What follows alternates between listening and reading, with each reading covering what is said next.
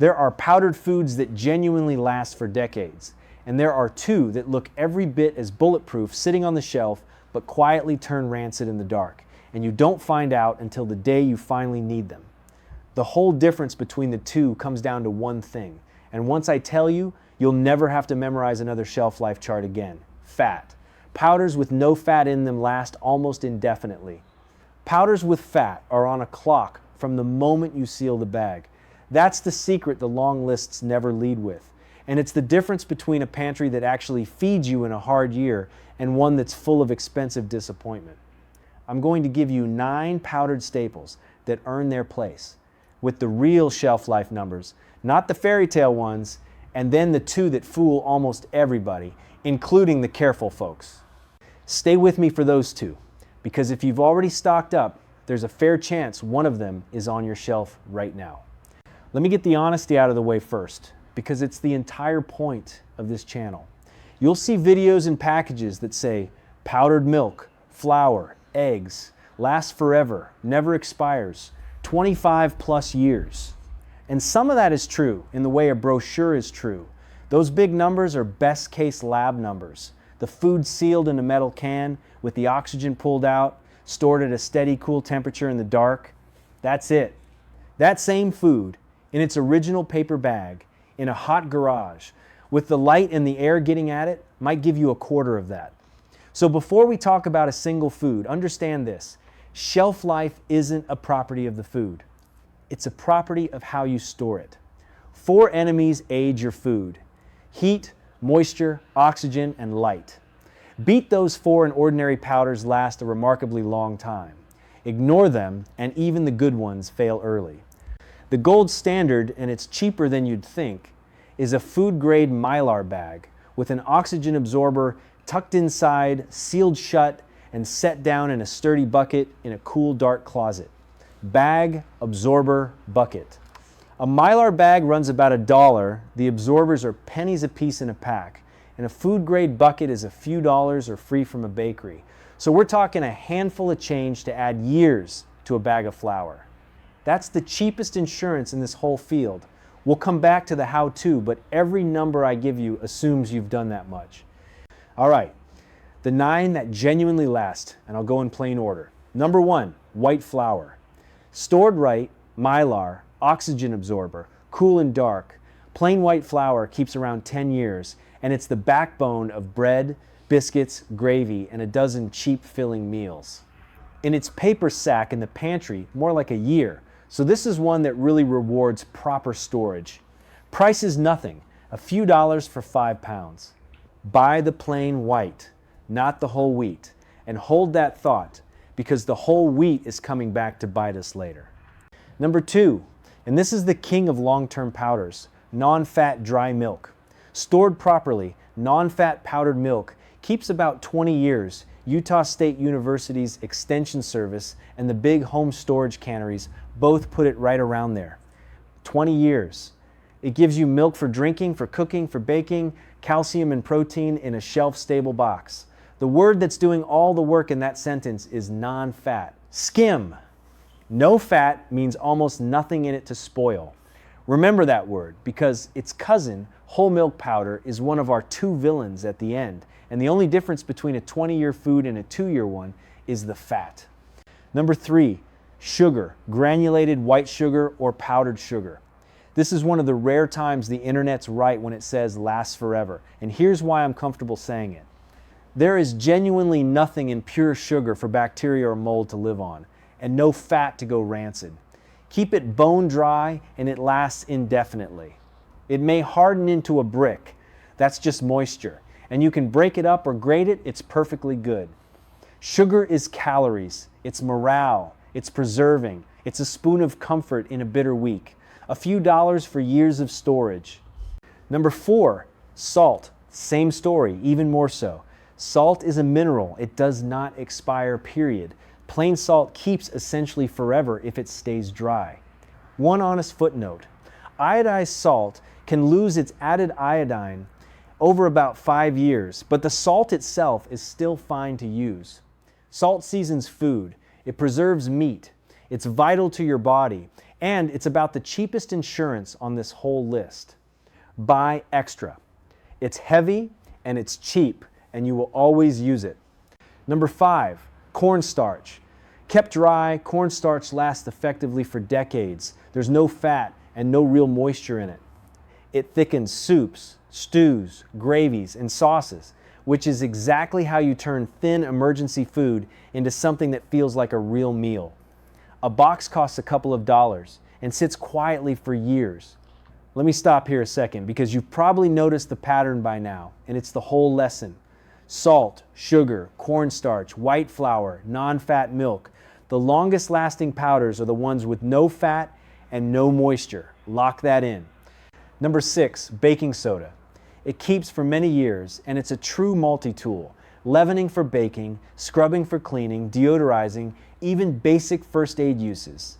The honest note, its raw power as a leavener fades slowly over the years. So for baking, you'll want to keep it reasonably fresh, but it stays perfectly usable for cleaning and scrubbing far longer than that. A box is under $1.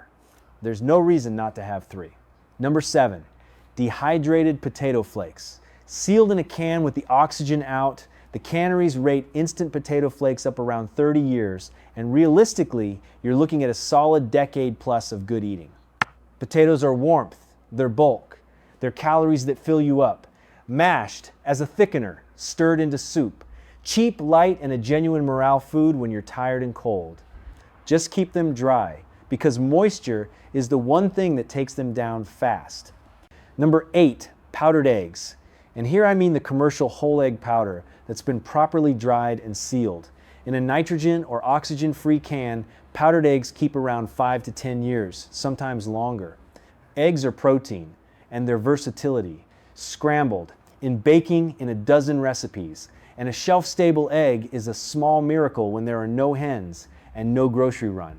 The honest caveat, eggs do contain some fat, so they don't hit the 20-year mark of non-fat milk. And once you open that can, the clock speeds up. So use an open can within a year or so. Buy the commercially canned kind for the long haul. That's the one with the real numbers. Number 9, and I put it last on purpose because it's the one that's pure morale, freeze-dried instant coffee. Properly sealed, freeze-dried instant coffee keeps around 20 years. Now, coffee isn't calories, and it isn't survival in the strict sense. But after a few hard days, a hot cup of something familiar does something for a person that no ration bar ever will. The folks who came through long, grim stretches will tell you the small comforts are what kept their spirit up. And spirit is survival too. A jar's a few dollars, tuck one away. One note, so I'm square with you. Regular ground coffee has natural oils in it and goes stale far faster. So for the 20-year shelf, it's the freeze-dried instant you want, not the bag of grounds. Before we get to the 2 villains, let me give you a quick, honest bonus. The long-storing dry staples that aren't powders, so they didn't earn a spot on the list of 9, but they belong on the shelf right beside them, because they follow the exact same fat rule. White rice, plain white, not brown, keeps around 30 years stored properly, and it's pure, cheap calories. And brown rice, by the way, is the rice version of whole wheat flour. It's got oil in the bran, so it goes rancid in months. Same lesson, different grain. Dried beans keep for decades and give you protein for pennies. The honest note is they get harder to cook the older they get. So the very old ones want a longer soak and a longer simmer, but they're safe and they're food. Rolled oats keep around 30 years and they're warmth and bulk in the morning. And the wheat berries I mentioned, the whole unground kernels, 30 years, and the foundation of bread if you've got a hand mill.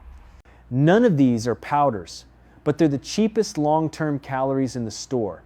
And that one fat rule sorts them just like it sorts the powders. White over brown, whole kernel over ground, low fat over high. It is always the same rule. Now, the 2 that quietly go rancid, the reason I made this video. If you've stocked up already, listen close, because there's a real chance one of these is sitting in your pantry pretending to be fine. And here's the cruel part about rancid food. It usually won't drop you the way spoiled meat will. It's not generally going to give you food poisoning. What it does is worse in a slow way. It develops a flavor like old crayons, like stale cardboard, a bitter off taste you can't unsmell, and you will not eat it. You'll open it on the worst day when you need those calories most, and your body will refuse it. A food you can't bring yourself to swallow is a food that doesn't exist when it counts. That's the failure. Not poison waste at the exact moment you can least afford it. Villain number 1, whole wheat flour, and any whole grain flour. This is the big one, because people buy it thinking they're being healthier and tougher, and they're actually buying the shortest lived powder in the store. Here's why. The whole grain includes the germ, and the germ is full of natural oil. The moment you grind that grain into flour, you expose all that oil to air, and oil oxidizes, it goes rancid. Whole wheat flour can turn in as little as 1 to 3 months at room temperature. Months. While the white flour right next to it lasts 10 years. And here's the honest fix, because I'm not telling you to give up on whole grains. You store the wheat whole, the actual wheat berries, the unground kernels, and those keep around 30 years because the oil's still sealed up safe inside the kernel. Then you grind small amounts as you need them with a hand mill. Wheat berries and a little hand grinder, that's the real long-term play. If that's more than you want to take on, then keep whole wheat flour in the freezer where the cold slows the oil way down, and rotate it. But please don't stack 20 bags of whole wheat flour in a warm closet and think you're set for a decade, because in a decade you'll have 20 bags of bitter, inedible dust. Villain number 2, whole milk powder, and the whole family of fatty powders that travel with it. Remember non-fat dry milk, 20 years? Whole milk powder, the kind with the butter fat left in, is the same product with the fat added back, and that fat is a fuse. Whole milk powder goes off in more like 1 to 3 years, developing that stale, oxidized, painty taste long before its non-fat cousin would dream of quitting. And it's not alone. The same trap catches powdered butter, powdered peanut butter that still has its oil, almond flour and other nut flours, coconut milk powder, even cocoa with its fat. Anything with real fat in it is on the short clock, no matter how dry and sealed it looks. So the honest rule, and it's the same one from the very start, if a powder has fat in it, treat it as a 1 to 3 year food. Buy less of it, store it cold, and rotate it hard. If you want the 20-year version, you buy the fat-free version, non-fat milk instead of whole, white flour instead of whole wheat, and you add the fat some other way when you're ready to eat. Now, how do you actually tell if a powder has gone off, since rancid is the quiet failure? 3 honest checks. First, your nose. Open it and smell. Good flour, good milk powder, good oats smell like almost nothing. Faintly sweet, clean. Rancid smells wrong. Bitter, sharp, like old nuts, like crayons, like a paint can. Once you've smelled rancid, you never forget it. Second, your eyes. Look for clumping that won't break apart, which means moisture got in. Any discoloration, any yellowing of what should be white, and God forbid, any sign of insects or webbing, which means the seal failed. Third, a tiny taste of a fatty powder if the smell's borderline rancid hits your tongue bitter and lingering. When in doubt, throw it out, same as any food. And here's what makes that nose test matter so much. Rancidity is gradual. It doesn't turn overnight like milk left on the counter. It slides downhill slow. So the only way to catch it is to actually open and check your stores once or twice a year instead of trusting the date on the bag. A pantry you never open is a pantry you don't really know. I think about the prepper who stockpiled food the family wouldn't eat, a composite, but I've watched this happen more than once. He did everything with discipline, bought in bulk, stored it carefully, felt completely ready. The trouble was, he bought what looked rugged on a label, not what his people would actually eat, and a lot of it was the fatty stuff that quietly turned. When a rough winter finally tested him, half his stores tasted off, and the family pushed it away, and he learned the hardest lesson in this whole field in the worst possible moment. Storing food and storing food you'll actually eat are 2 different skills. Buy the long-lasting staples, yes, but buy the ones your family already likes and taste them now, while it's only a curiosity and not a crisis. Let me give you the storage how-to plainly. because it's what makes every number in this video real. Bag, absorber, bucket. A food-grade Mylar bag, an oxygen absorber dropped inside, sized to the bag, sealed shut with a hot iron across the top, and the sealed bag set down inside a hard bucket or tote that keeps the mice and the light out. Store it somewhere cool and dark, a closet, under a bed, a basement that doesn't flood, not a hot attic, not a garage that bakes in summer, and date everything. A simple marker on the bag with the month and year you packed it, and a rule of first in, first out, so you're always eating the oldest and replacing with the newest. A pantry isn't a one-time purchase you make and forget. It's a slow, calm rotation, like topping off a tank so it never runs dry. Do that, and the cheap powders on this list will be there, good and edible, years from now when you reach for them. Let me name the storage mistakes that quietly cost people their food, because dodging these is half the whole game. The first and biggest, leaving food in its original paper or thin plastic packaging. Flour sacks, cracker boxes, cardboard, those breathe air and moisture, and they're an open door for pantry moths and mice. Repackage anything you mean to keep. The second, heat. A hot garage or attic can hit 120 degrees in summer, and heat is the accelerator on every food in this video. Roughly speaking, every 15 or 20 degrees warmer cuts the storage life in half. Cool and dark, always. The third, skipping the oxygen absorber and then wondering why it aged fast. That little packet pulling the air out is doing most of the work. The fourth, not dating anything, so you've no idea what's old and you end up tossing good food while you eat the bad. And the fifth, the one that catches careful people, buying a mountain of one thing. 20 bags of flour and no salt, no sugar, nothing to turn it into a meal. Spread it out. A balanced pantry beats a deep pile of any single item. One question I always get is how much? And I'll keep it honest and simple. The official planning advice is 2 weeks of food per person at the very minimum, and a long-term store builds out from there toward a few months or a year if you've got the room and the budget. But don't get lost in calorie spreadsheets. The single best rule there comes down to 4 words. Store what you eat. Stock the foods your family already cooks and already likes in the long storing versions we talked about, and then actually rotate them into your normal meals so nothing sits untouched for years. That way your storage isn't a strange, separate stash of survival food nobody wants. It's just a deeper version of your regular pantry. Always fresh, always moving, always food you'll really eat. Buy a little extra of the staples each trip, the way you'd add to a savings account. And in a few months, you've built real depth without ever feeling the cost. I think of Wanda when folks tell me they can't afford to build a store, a composite, a Sunday school teacher down in Mississippi who put away a year of food on a teacher's pay, a few dollars at a time. Her whole secret was that she never tried to do it all at once.